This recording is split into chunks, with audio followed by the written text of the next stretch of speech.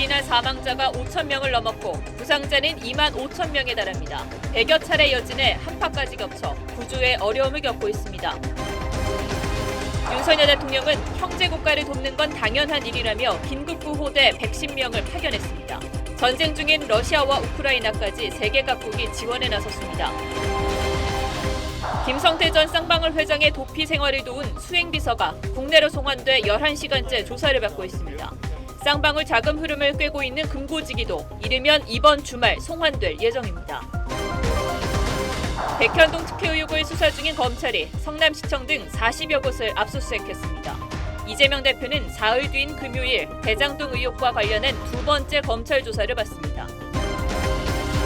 김기현 의원이 나경원 전 의원과 3번의 만남 끝에 사실상 연대를 공식화했습니다. 안철수 의원은 수도권 승리를 통한 170석 확보를 약속했습니다.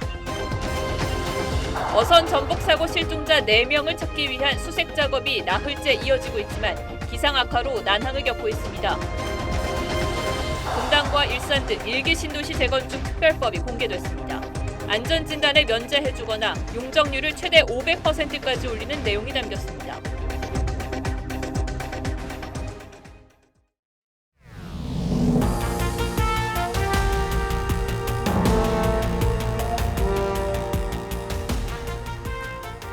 시청자 여러분 안녕하십니까? 뉴스9의 신동욱입니다. 어제 튀르키예와 시리아를 강타한 규모 7.8의 강진 사망자가 무려 5천 명을 넘어섰습니다.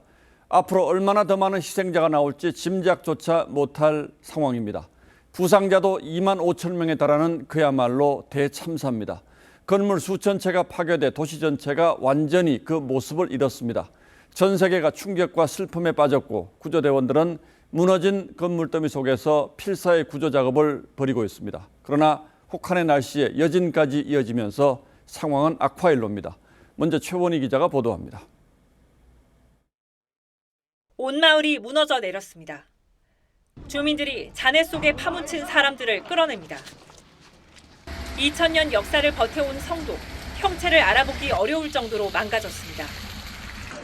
어제 새벽 튀르키예 남부와 시리아 북부 접경 지역에서 발생한 규모 7.8의 강진 사망자가 5천여 명으로 늘었습니다. 부상자는 2만 명이 넘습니다. 중상자들은 군함과 군용기를 통해 이스탄불 등으로 옮겨져 치료를 받고 있습니다. 여진도 이틀째 100차례 이상 이어지고 있습니다. 대부분 규모 4.0 이상입니다. 튀르키예에서만 11,000채가 넘는 건물이 파손됐습니다. 12. katta oturuyorlardı. Ulaşamıyoruz çocuklarıma, torunlarıma. 구조 작업은 계속되고 있습니다. 잔해더미에서 어린아이들을 구해내는 극적인 순간도 있었지만 7.840 vatandaşımız enkazlardan çıkarılmış durumda. 추가 붕괴 우려 탓에 중장비도 함부로 사용하지 못해 진행이 더딥니다. 밤사이 가지안테프의 영하의 추위가 예상되면서 저체온증이 생존자들의 골든타임을 단축시킬 거란 우려가 나옵니다. TV조선 최원입니다. 이번 지진은 멀쩡한 건물이 순식간에 완전히 무너져 폐허가 될 정도로 강력했습니다. 삶의 터전이 눈앞에서 사라져버린 사람들은 절규하고 있습니다. 튀르키예만큼 큰 피해를 입은 시리아 주민들은 내전보다 지진이 무섭다며 공포에 사로잡혔습니다. 당시 참혹했던 상황을 황정민 기자가 보도합니다.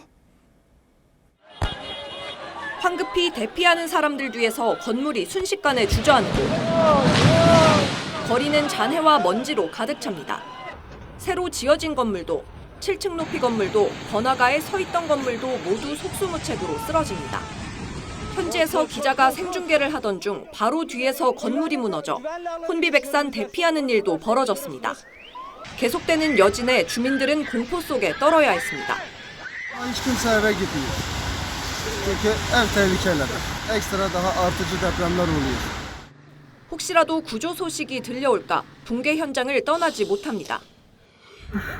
الحمدلله كل عام بس الحمدلله الحمدلله على كل حال. 시리아는 오랜 내전으로 이미 파손된 건물들이 많아 지진에 더 취약했습니다. 주민들이 내전의 포탄과 총알보다 지진이 더 무섭다고 말할 정도로 엄청난 위력이었습니다. كل طوابق نازله فوق الارض بشهر وثلاث شهور ما نطالعنا الميتين نحن كان شيء حسبي الله ونعم الوكيل. 가까스로 살아남은 사람들은 전기도 음식도 없이 길거리로 내몰렸습니다. TV조선 황정민입니다. 이 참혹한 상황에서 국제사회 애도와 지원 약속이 잇따르고 있습니다. 우리 정부도 튀르키예에 110명 규모의 긴급구호대를 파견하기로 했습니다.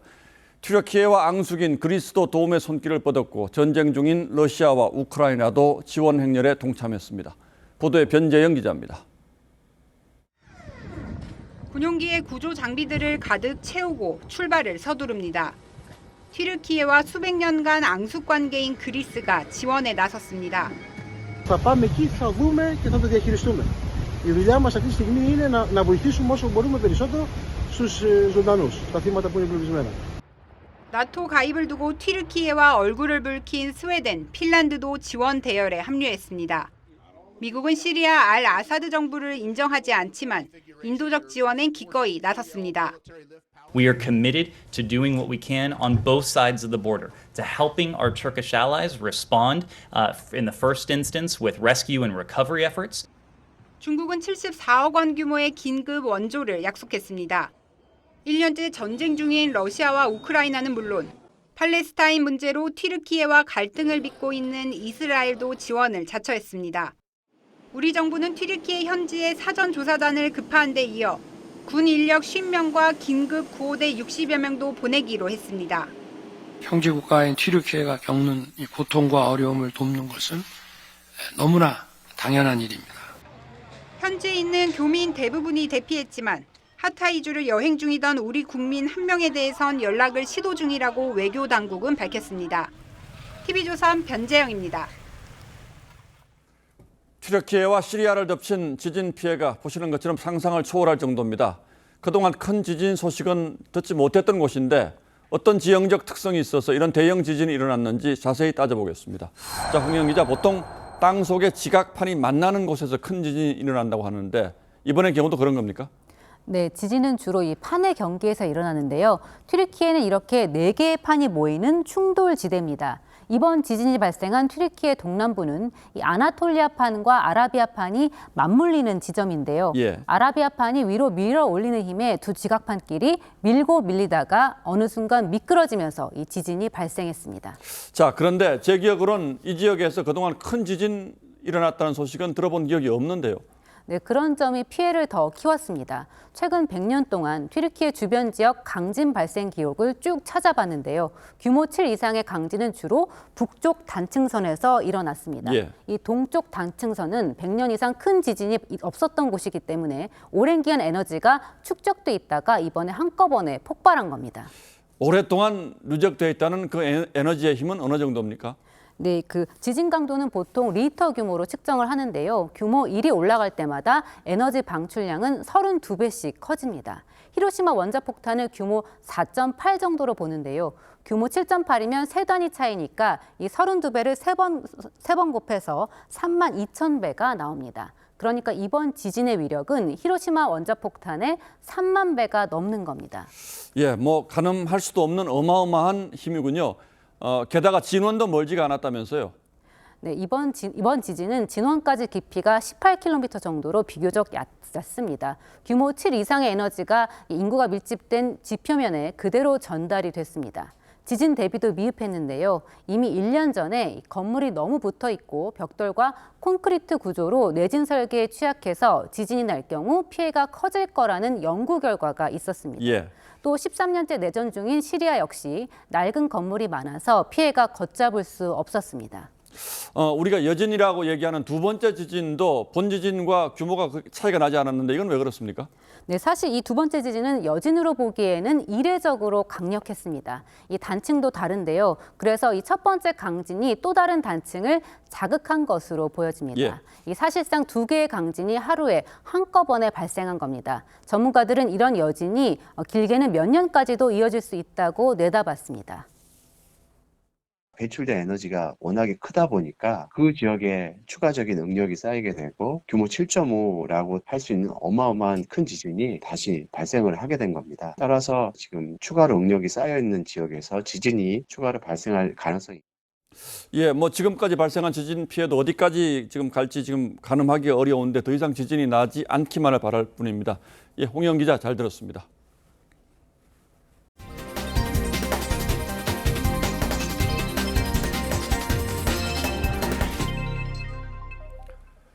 김성태 전 쌍방울 회장의 해외 도피를 도왔던 수행비서가 오늘 새벽 국내로 송환돼 검찰 조사를 받고 있습니다. 박 씨는 김 전 회장의 해외 도피에 동행했을 뿐 아니라 수십 년 동안 순발 노릇을 해온 것으로 알려진 인물입니다. 검찰에 나가 있는 취재기자 연결합니다.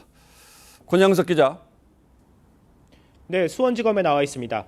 예, 공항에서 압송돼서 조사가 곧바로 시작됐군요. 네, 김성태 전 회장의 수행비서 박모 씨는 제 뒤로 보이는 수원지검 15층에서 조사를 받고 있습니다. 오늘 아침 10시쯤 시작된 조사는 11시간이 넘도록 계속되고 있습니다. 아침 7시 반쯤 인천공항에 도착한 박 씨는 귀국을 결심한 이유를 묻는 취재진 질문에 아무런 답 없이 검찰 차량에 올랐습니다. 박 씨는 김 전 회장이 체포되자 캄보디아로 도주했다가 현지 경찰에 붙잡혔습니다. 검찰은 박 씨가 김 전 회장을 수십 년간 밀착 수행했던 만큼 각종 의혹과 관련해 의미 있는 진술을 할 것으로 기대합니다. 우선은 박 씨가 체포 당시 갖고 있던 김 전 회장의 차명폰 등 휴대전화 6대를 분석 중인데 이르면 내일 범인 도피 혐의로 구속영장을 청구할 방침입니다. 쌍방울의 금고지기로 불리는 김모 재경본부장은 태국에서 체포됐다는 소식이 있었는데 언제쯤 들어올까요? 네, 태국에서 송환 거부 소송을 진행해온 쌍방울 전 재경총괄본부장 김 씨도 오늘 귀국 의사를 밝혔습니다. 김 씨는 이르면 이번 주말 송환될 예정입니다. 김 씨는 지난해 12월 태국에서 체포돼 송환 거부 소송을 했지만 오늘 재판에서 불법 체류 혐의를 인정했습니다. 김 씨는 쌍방울그룹 계열사에 전환사채 발행을 기획하고 자금 흐름을 총괄했습니다. 김성태 전 회장도 검찰 조사에서 자세한 자금 흐름은 김 씨가 안다고 진술해 대북 송금 의혹뿐 아니라 변호사비 대납 수사도 속도를 낼 것으로 보입니다.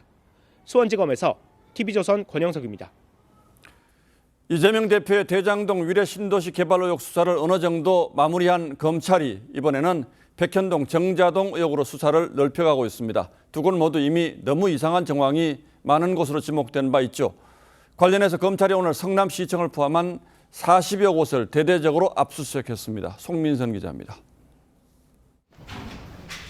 검찰 수사관 10대 명이 압수물품이 가득 담긴 상자를 잇따라 들고 나옵니다.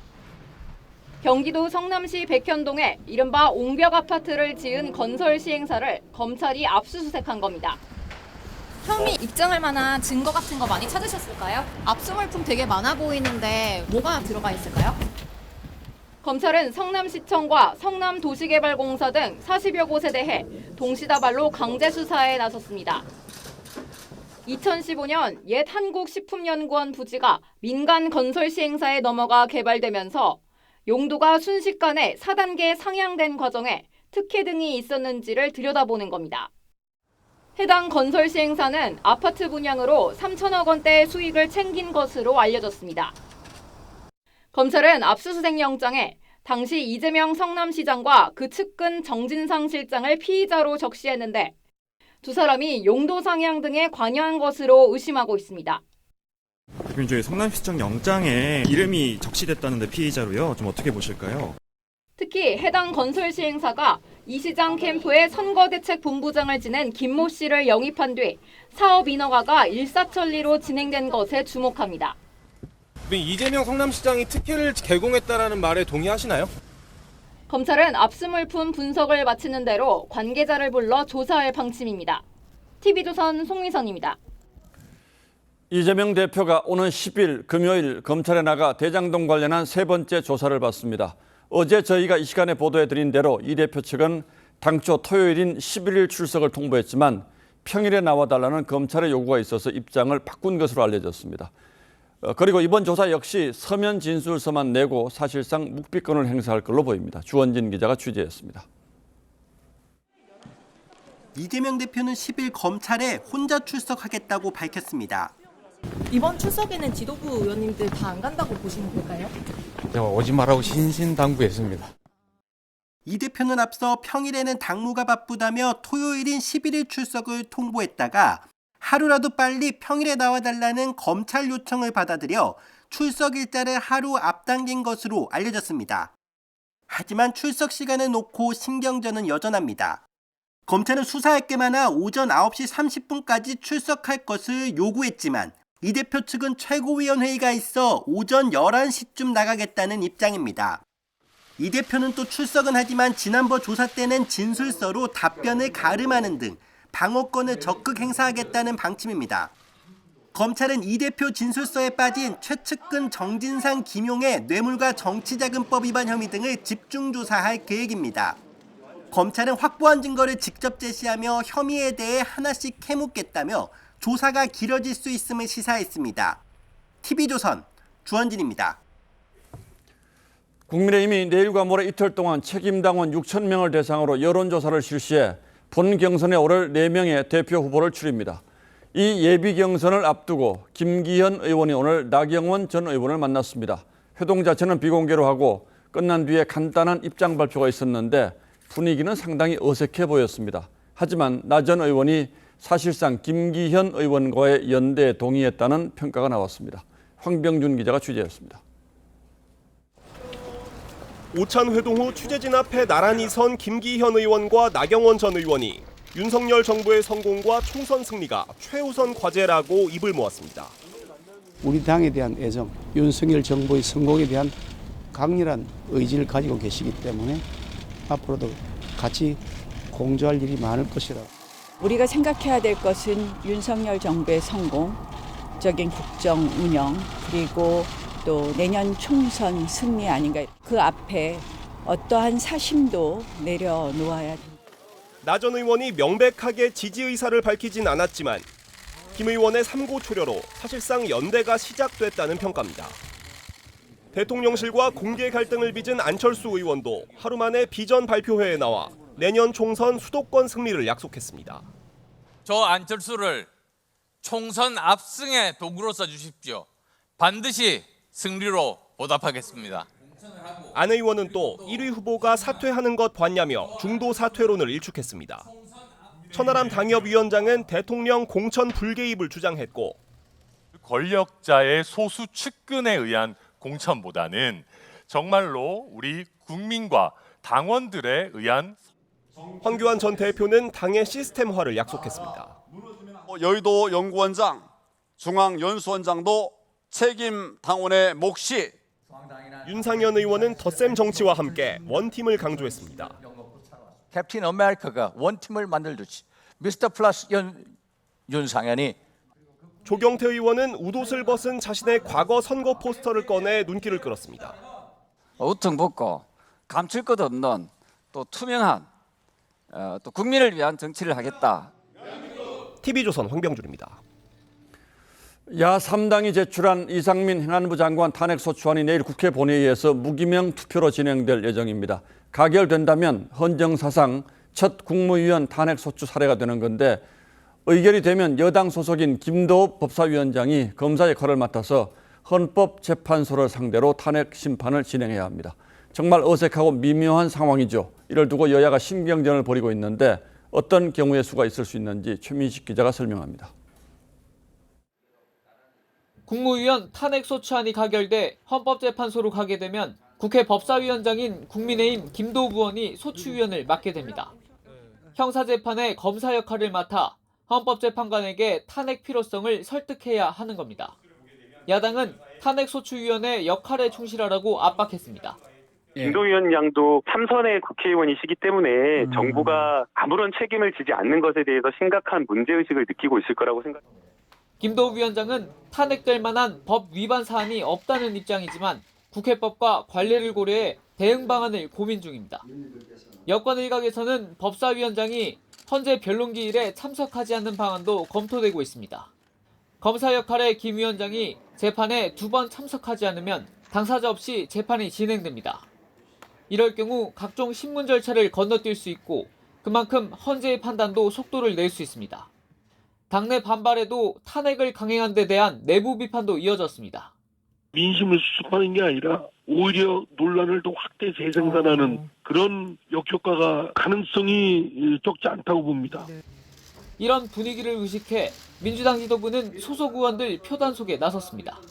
TV조선 최민식입니다. 네, 전남 앞바다 어선 전복 사고 소식입니다. 오늘은 좋은 소식은 없었습니다. 실종 선원 4명은 아직 발견하지 못했고 그나마 잠잠한 편이던 바다 날씨가 오늘부터 나빠지기 시작해 어선을 인양하는 작업도 늦어지고 있습니다. 현장에 있는 취재기자 연결해 보겠습니다. 정아람 기자, 날씨가 안 좋다는데 야간 수색 작업엔 차질이 없습니까? 네, 오늘로 나흘째 야간 수색이 진행 중입니다. 어제 하루 수중 수색으로 실종자 5명을 찾았지만 안타깝게도 오늘은 실종자 발견 소식이 아직은 없습니다. 해경은 오늘 남은 실종자 4명을 찾는 해상 수색 범위를 반경 55km에서 60km로 확대했습니다. 오늘 하루 인양 준비로 중단됐던 수중 수색도 조금 전 야간 작업을 재개했습니다. 실종자 수색은 1시가 급한데 바다 날씨가 나빠져 걱정입니다. 초속 4m 정도였던 바람이 초속 10m까지 강해지면서 파도 높이도 0.3m에서 2m로 커지며 너울성 파도까지 일고 있습니다. 물살이 강한 데다 파도도 거세져 어선 인양 작업은 차질을 빚고 있습니다. 조류가 약한 곳을 찾아 어젯밤부터 2차례 무인도 근처를 찾아다녔고 오늘 저녁 6시쯤에야 소호사도 앞바다에 닻을 내릴 수 있었습니다. 가만히 있어도 배가 밀려갈 정도로 물살이 거세 지금도 선체 고정 작업이 진행 중입니다. 바지선에 어선을 인양한 뒤 60km 떨어진 목포항까지 이동하려면 8시간 정도가 걸립니다. 인양에 실패하면 뒤집어진 어선에 줄을 연결해 목포항까지 끌고 가는 방법도 검토 중입니다.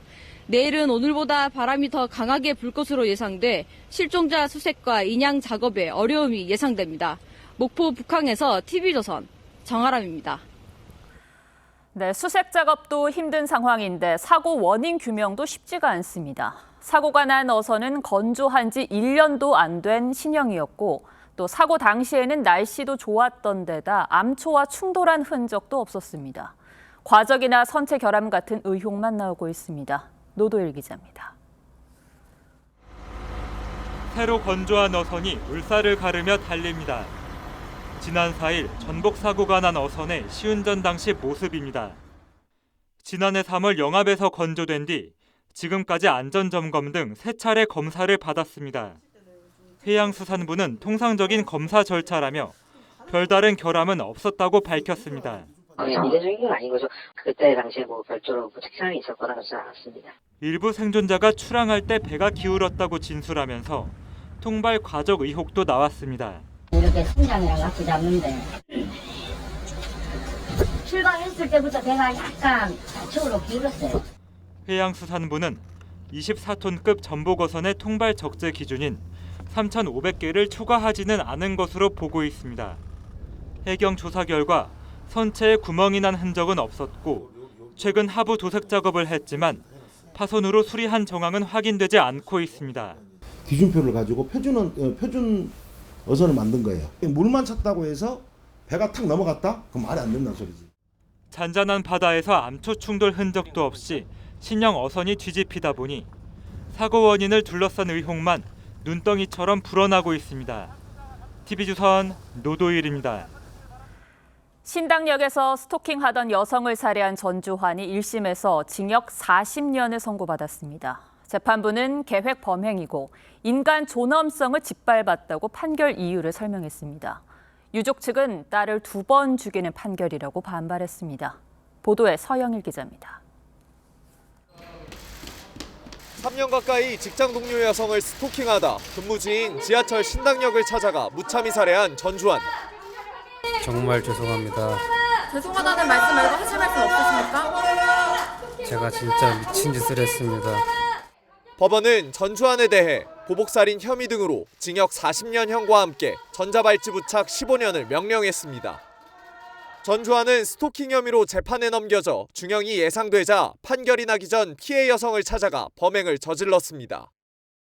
재판부는 범행의 계획성이나 잔혹성 등을 고려할 때 재범 가능성이 있다며 처음부터 피해자를 찾아가 합의가 안 되면 살해하려 한 것으로 보인다고 밝혔습니다. 그러면서 인간의 존엄과 가치를 무참히 짓밟아 수많은 사람에게 충격과 분노를 줬다고 질타했습니다. 앞서 검사는 교화의 여지가 없다며 사형을 구형했지만 재판부는 수형 생활로 개선의 여지가 있다며 유기징역을 선고했습니다. 유족 측은 전주환은 사회에서 완전 격리돼야 한다며 딸을 2번 죽이는 판결이라며 반발했습니다. 검찰은 유족 의사를 반영해 항소를 검토하겠다고 밝혔습니다. TV조선 서영일입니다. 1기 신도시 재건축 특별법이 공개됐습니다. 안전진단을 면제해주거나 용적률을 최대 500%까지 올리는 내용이 담겨서 파격적이라는 평가입니다. 분당과 일산 같은 1기 신도시뿐 아니라 목동이나 상계동 등에도 적용이 됩니다. 관건은 국회 문턱을 넘길 수 있느냐겠죠. 김혜나 기자가 취재했습니다. 오늘 공개된 특별법은 분당, 일산과 중동, 평촌, 산본 등 1기 신도시에 대해 지자체가 요구해온 내용을 두루 담았습니다. 우선 재건축의 첫 관문인 안전진단 규제가 대폭 풀려 아예 안전진단을 면제해주는 내용까지 담았습니다. 재건축의 핵심 변수인 용적률도 최대 500%까지 높입니다. 1기 신도시의 기존 평균 용적률 200% 안팎에서 크게 올라가는 겁니다. 또 통합심의 절차를 적용해 정비사업 속도를 높이고 지역 여건에 따라 용도 지역도 바꿀 수 있도록 했습니다. 정부가 특별법 적용 대상의 폭을 넓힌 만큼 1기 신도시뿐 아니라 서울 상계동과 목동, 전국 곳곳의 거점 도시가 수혜 대상으로 꼽힙니다. 현장에선 재건축 사업에 탄력이 붙을 것으로 기대합니다. 1기 신도시는 재건축할 수 없을 정도의 좀 턱이 높은 기준이었어요. 정부가 어떤 대책을 마련해줬다 이런 분위기고. 다만 대규모 이주가 선행돼야 하는 만큼 꼼꼼한 이주 대책 없이는 사업이 난항을 겪을 수 있다는 우려도 나옵니다. 시기적으로 지금 할 때 우리가 나가면 갈 데가 있을까? 이런 생각도. 정부는 지자체 간담회와 국회 협의를 거쳐 이달 안에 특별법을 발의할 방침입니다. TV조선 김예나입니다. 특별법으로 재건축 사업에 속도를 내려 하지만 지금 건설 현장 상황은 녹록지가 않습니다. 돈 문제로 파열음이 들려오고 있습니다. 재건축 조합원 분양가가 천정부지로 오르면서 사업에 빨간불이 켜졌고 수백억 원의 손실을 보고 시공권을 포기하는 건설사까지 나왔습니다. 정수영 기자가 취재했습니다. 재건축을 추진 중인 서울 강남구의 한 아파트입니다. 최근 조합원 분양 신청을 받았는데 전용 84제곱미터를 가진 조합원이 같은 평형을 분양받기 위한 추가 분담금은 3억 원까지 치솟았습니다.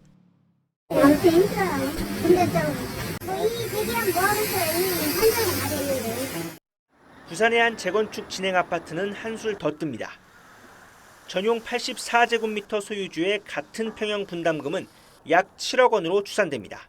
취업부터 처음부터 다시 가자는 분도 계시고 할까 말까 내 단골들 전화 오셔갖고 그렇게 말씀하세요. 고금리 기조 속 자재값과 인건비 상승으로 공사비가 급등한 탓에 조합원 부담이 커진 겁니다.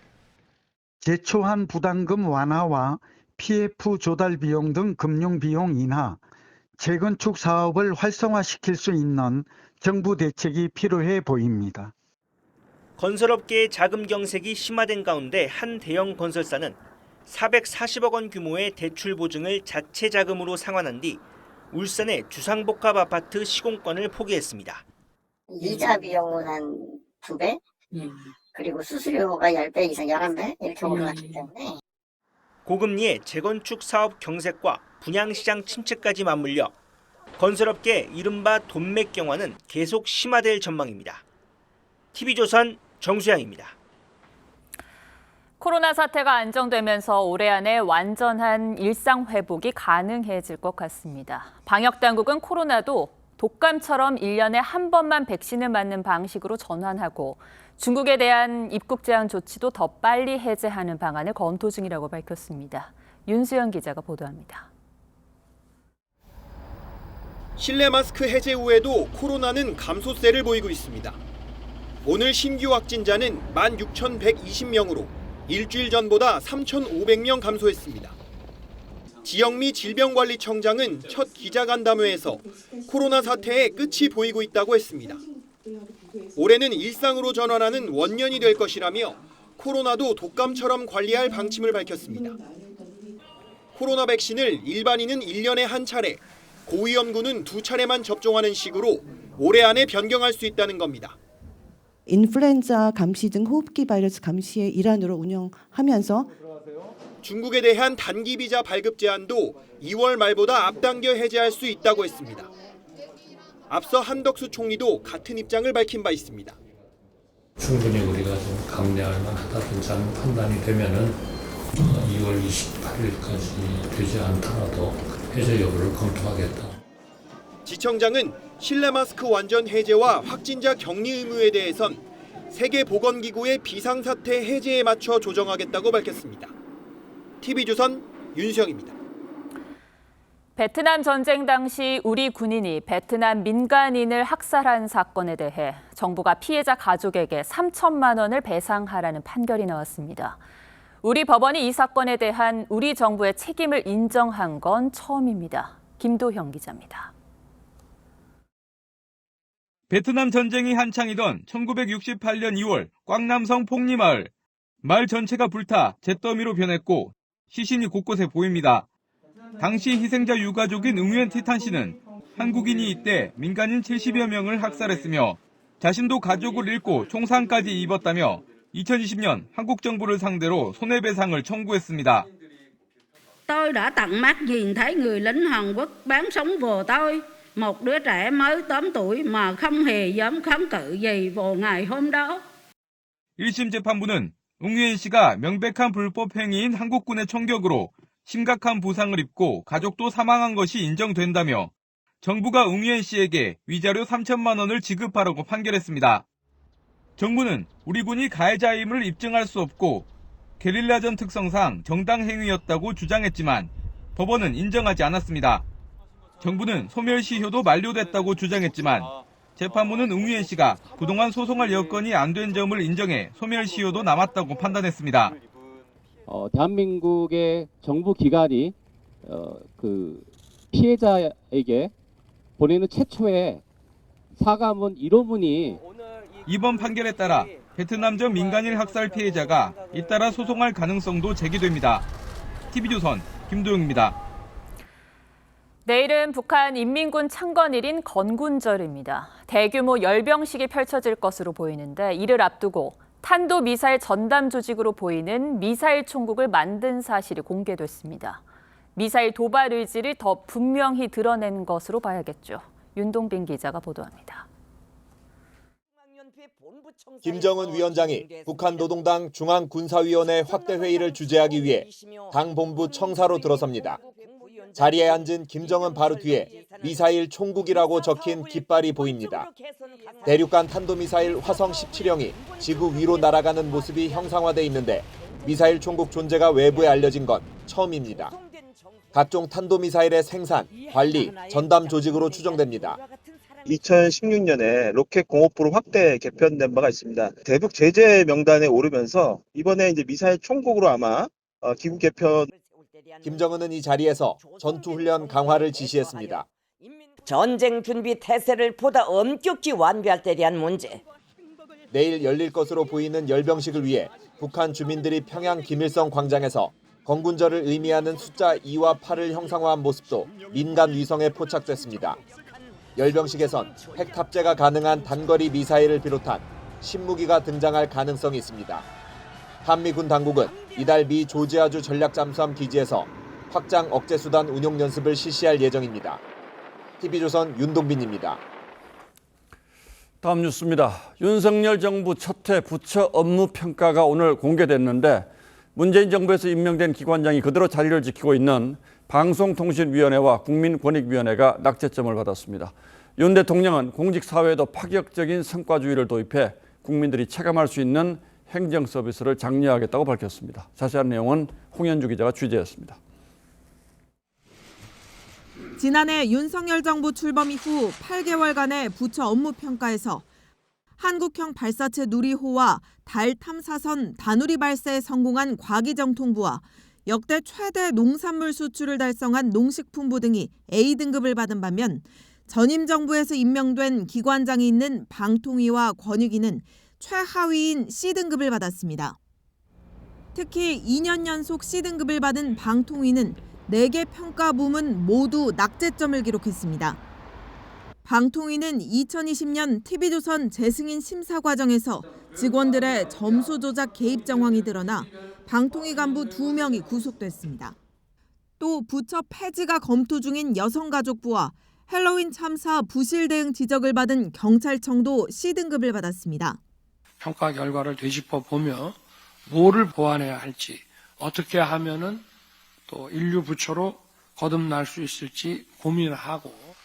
윤 대통령은 취임 이후 3번째인 세종 국무회의에서 공직자들의 마인드가 바뀌지 않으면 경제 전쟁에서 살아남기 어렵다며 기존 관행과 규제의 틀을 과감하게 깨라고 지시했습니다. 민첩하고 유연한 정부로 거듭나야 하겠습니다. 또한 민간 수준의 유연한 인사 시스템과 또 파격적인 성과주의도 도입해서 22개 부처 업무 보고를 받은 윤 대통령은 노동, 연금, 교육 등 3대 개혁을 비롯한 20개 중점 과제를 선정하고 부처 간 협업을 위한 태스크포스도 구성하라고 지시했습니다. TV조선 홍현주입니다. 국회에서 열린 경제 분야 대정부 질문에서는 난방비와 전기료 문제를 둘러싸고 여야가 치열하게 공방을 벌였습니다. 야당 의원들의 집요한 공세에 한덕수 총리는 문재인 정부의 반시장적 포퓰리즘 정책이 요금 폭탄으로 돌아왔다고 맞섰습니다. 보도에 신유만 기자입니다. 야당은 난방비 폭탄이 윤석열 정부가 재정 건전성을 우선시했기 때문이라고 공격했습니다. 서민들에게 난방비 부담을 전가했다는 겁니다. 지금 정부가 들어서서 시민자의 자유주의적 성격에 맞추어서 이 경영 효율성의 재무성에 더 중점을 둔 거 아닙니까? 한덕수 국무총리는 문재인 정권이 인기에 영합해 에너지값을 동결하고 시장에 반항하면서 그 결과가 폭탄으로 돌아온 것이라고 지적했습니다. 오르는 공공요금을 짓누르는 인기 위주의 정책 가지고는 해결할 수 없습니다. 포퓰리스트 정권이 필요한 것은 아니라고 생각합니다. 여당은 지난 정부의 탈원전 정책이 난방비 폭탄의 원인이라고 지적했습니다. 가격이 비싼 액화천연가스, LNG 의존율이 높아졌다는 겁니다. 신규 원전이 건설되었다면 가스요금 폭탄을 상당 부분 막을 수 있었다는 지적이 있는데 장관님 어떻게 보시나요? 그 원전 비중이 늘어났다면 당연히 이 가스 부담이나 또는 전기 요금 부담이 경감됐을 거라고 생각합니다. 야당은 1월 무역 적자가 127억 달러로 역대 최악이라며 대한민국 1호 영업사원이라는 윤석열 대통령의 말을 겨냥했고 지금까지 나타난 경제 지표로 놓고 봤을 때 이 정도 실적이라고 하면 하여간 민간 회사에서는 제가 보기엔 잘립니다. 정부는 세계 경제가 가장 어두운 시기라며 국회에 협조를 부탁했습니다. 전 세계가 지금 지난 50년 중에 1, 2차 오일 쇼크, 글로벌 금융위기, 코로나 위기 이후로 가장 나쁜 시기가 금년이다. TV조선 신유만입니다. 난방비 폭등이 이번 겨울 사회 문제로 대두되면서 가스공사가 사실상 독점적으로 수입하는 LNG 구매 가격이 도마에 올랐습니다. 국제에너지 가격이 치솟은 지난해 가스공사는 LNG를 민간 업체보다 무려 58% 비싼 가격에 수입한 것으로 드러났기 때문입니다. 최윤정 기자가 그 이유를 알아봤습니다. 지난해 한국가스공사가 사들인 LNG 가격은 톤당 평균 1,138달러, 민간 업체의 수입 가격보다 58% 비싸게 구입한 것으로 나타났습니다. 국제 에너지 가격이 급등했던 지난해 10월, 가스공사 수입 가격은 민간 업체의 2배를 웃돌았습니다. 이에 대해 정부와 가스공사는 안정적인 수급을 위해 불가피했다는 입장. 가스공사는 이제 우리나라 그 법에 따라서 가스를 의무 공급할 수 있도록 의무가 주어져 있습니다. 그래서 국제 가격이 싸든 비싸든 관계없이 일정한 수준의 비축을 해 나가면서.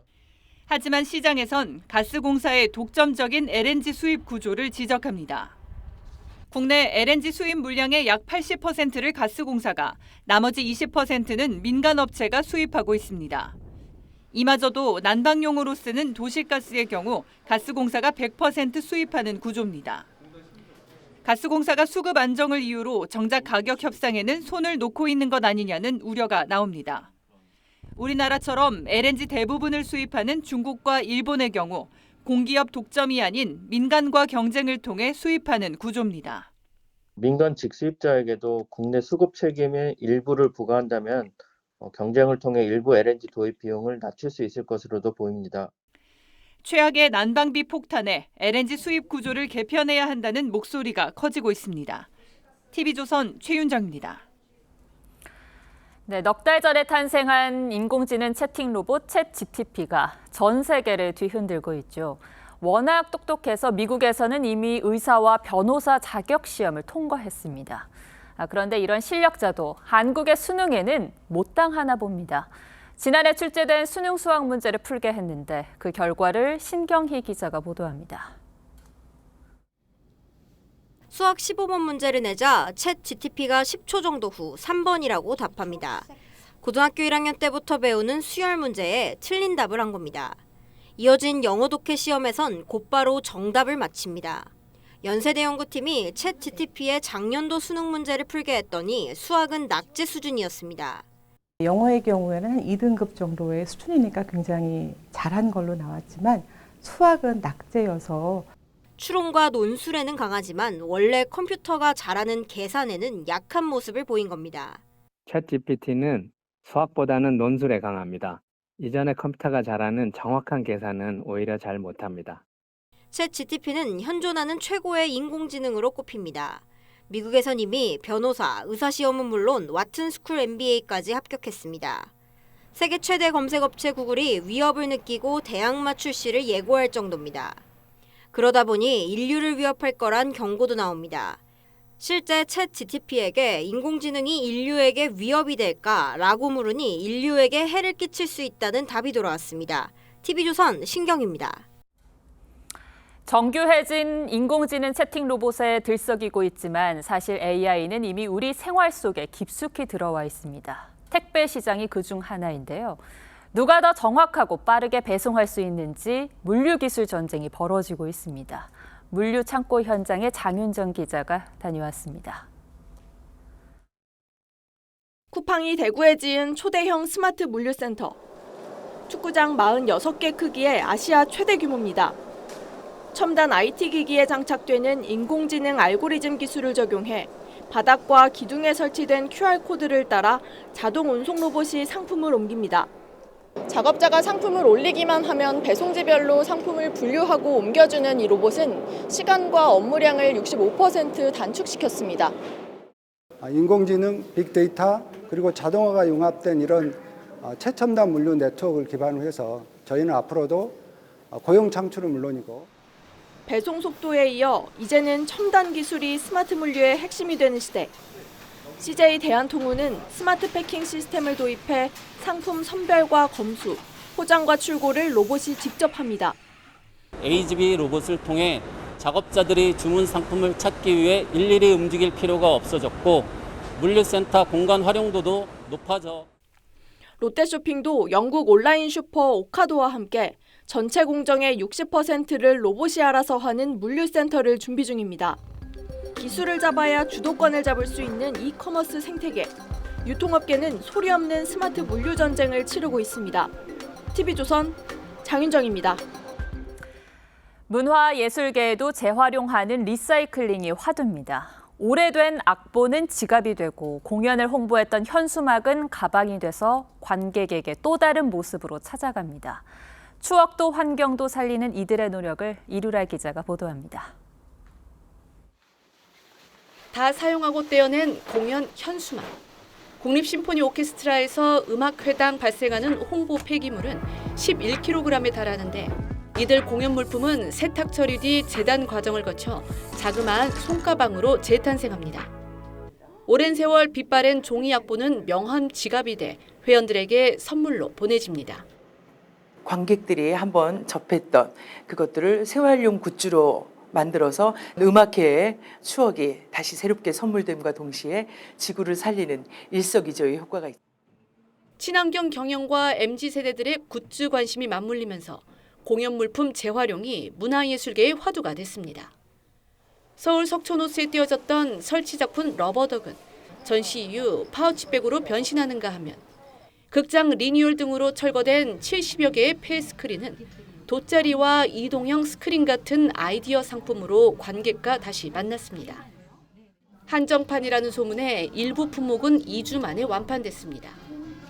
평소에도 환경 관련된 제품을 좋아하는데 처음 봤을 때는 스크린으로 이런 걸 만들 수 있는지 전혀 몰랐거든요. 그래서 약간 신기한 마음도 있었고. 감동을 준 공연들이 추억과 환경을 되살리는 노력으로 이어지고 있습니다. TV조선 이루랍니다. 지난해 국내 프로축구에 데뷔한 수원FC 이승우 선수는 실력 못지않게 흥이 넘치는 선수로도 확실하게 눈도장을 찍었습니다. 올 시즌은 더 화려한 세리머니로 즐거운 그라운드를 만들 생각이라는데요. 이다솜 기자가 만났습니다. 시원한 중거리 포는 기본. 상대 밀집 수비는 반박자 빠른 슈팅으로 가볍게 뚫어냅니다. 보고도 믿기 힘든 예술 같은 발리슛까지. 유럽 무대 적응 실패 뒤 지난해 K리그로 돌아온 이승우는 14골을 터뜨리며 완벽한 부활을 알렸습니다. 물오른 골 감각에 스코틀랜드와 덴마크 등 유럽 이적설이 나오기도 했지만 한 번의 실패를 경험한 만큼 올 시즌은 체력과 수비 가감 등 단점을 보완하며 성장한 모습을 먼저 보여주겠다는 각오입니다. 실패의 두려움은 없지만 신중하게 선택을 해야 한다는 그런 생각은 확실히 더 깊어졌거든요. 화려한 골보다 더 화려한 춤 세리머니로 스타성을 뽐냈던 이승우는 올 시즌 첫 경기부터 새로운 춤을 선보일 예정입니다. 첫 경기를 하기 전 하루 이틀 전부터 생각을 해야 하지 않을까. 이번 연도도 좀 더 재밌게 즐겁게 해보겠습니다. 올 시즌 구단 역대 최고 순위인 리그 4위를 목표로 외친 수원FC지만 할 말은 하는 이승우답게 구단을 향한 바람도 시원하게 전했습니다.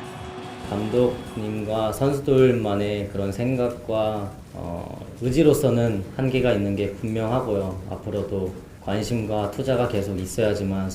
축구 욕심은 끝이 없다는 이승우의 K리그 2년차 시즌이 기대를 모읍니다.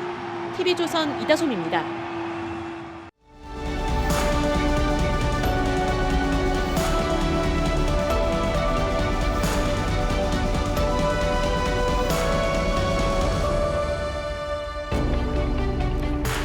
유학생 윤동주가 남몰래 시집 출간을 준비합니다. 깊은 죄책과 자괴가 시로 흐릅니다. 명예와 허영의 천공이다. 무너질 줄 모르고 한층, 두층 높이 쌓는다. 부끄러움의 시인 윤동주를 일컫는 말입니다. 돌담을 더듬어 눈물 짓다 쳐다보면 하늘은 부끄럽게 푸릅니다. 그런 윤동주에게 시인 정지용이 말합니다. 부끄러움을 아는 건 부끄러운 게 아닙니다. 부끄러운 걸 모르는 놈들이 더 부끄러운 거지. 마크 트웨인은 인간만이 얼굴이 붉어지는 동물이라고 했습니다. 수치심과 죄의식은 사람을 사람답게 해주는 마음의 기둥입니다. 부끄러움이란 자존을 지키는 사람만이 느낄 수 있는 감정이고요. 시인이 사람은 왜 사슴처럼 우아한 뿔이 없을까 생각합니다. 있지, 드러는 엉덩이에 하늘과 땅을 거꾸로 사는 이들에게. 법원이 조국 전 장관에게 징역 2년을 선고하면서 꾸짖었습니다. 객관적 증거와 자신의 잘못에 눈을 감은 채 반성하지 않는다고 했습니다. 법적 잣대만으로 판단하고 책임을 묻고 끝내기엔 부족하다고 생각한 듯합니다. 딸 조민 씨가 부산대 의전원에서 거듭 장학금을 받으면서 부모와 나눈 문자도 증거로 제시했습니다. 교수님이 장학금을 이번에도 탈 거라며 다른 학생들에게 말하지 말라고 했다고 하자 엄마는 절대 모른 척 해라고 합니다. 재판부는 민정수석이 장학금 명목으로 적지 않은 돈을 반복적으로 받았다며 사실상 뇌물로 판단했습니다.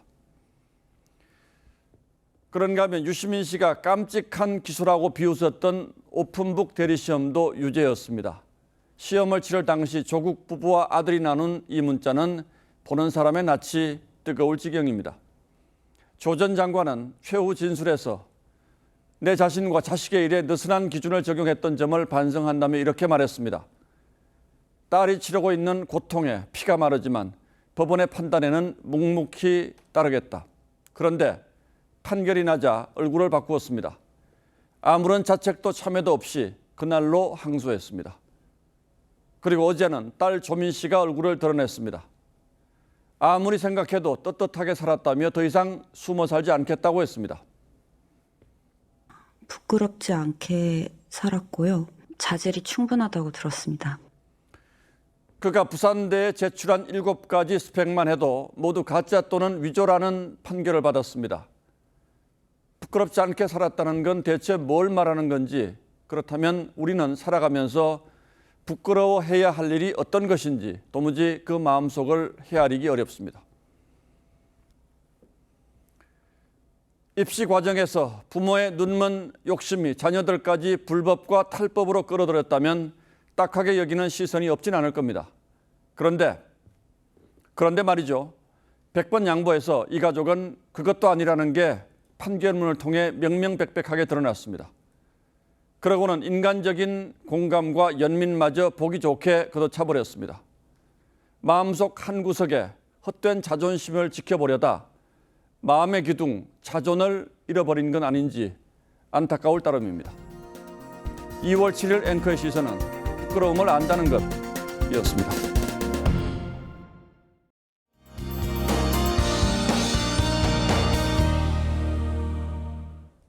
추위 대신 미세먼지가 기승입니다.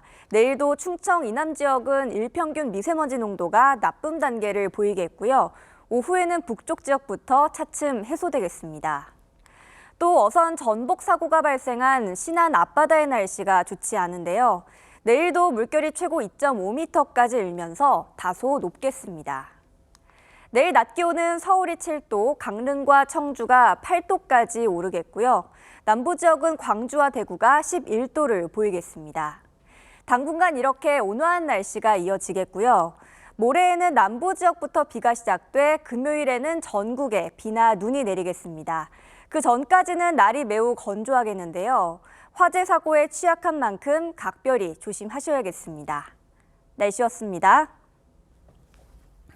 2월 7일 화요일 뉴스9는 여기서 모두 마치겠습니다. 시청해주셔서 고맙습니다.